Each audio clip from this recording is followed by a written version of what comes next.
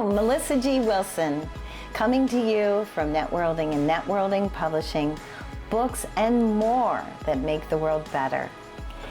Today, I want to show you part 3 of clever book marketing. And if there's ever been a clever book marketing strategy like this one, I don't know what it would be. Take a look at this book. This book written by Eric Canada, who's a client, and he is the head of a wonderful economic development firm called Blaine Canada Ltd. Limited. Now, he sells this book for over $80, and even the ebook cost a great amount. I can't remember if it's $29, $39, what it is. This is a full color book. Hopefully you can see something here in color. See the color. It's a very beautiful book, and it is filled with case studies and amazing stories of what can be done to improve cities all over through wise economic development strategies. And he has done incredibly well with his book, Economic Development for the Team. If you have something that's similar that you could create with a full color book, you have the opportunity to not have a closet or a big garage filled with books that you have to pre-print. Instead, this is print on demand. This is a gorgeous book that optimizes the wisdom of this organization and enables them to get paid speaking engagements, to be out there selling their book regularly, to sell it to colleges, to use in training. It is a phenomenal tool.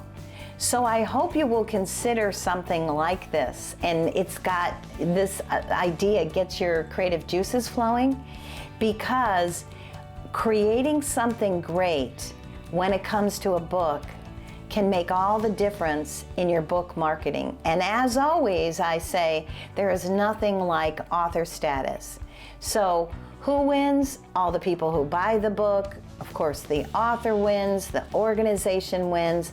I love seeing companies take a book, and hopefully in the future a book series, and build something phenomenal.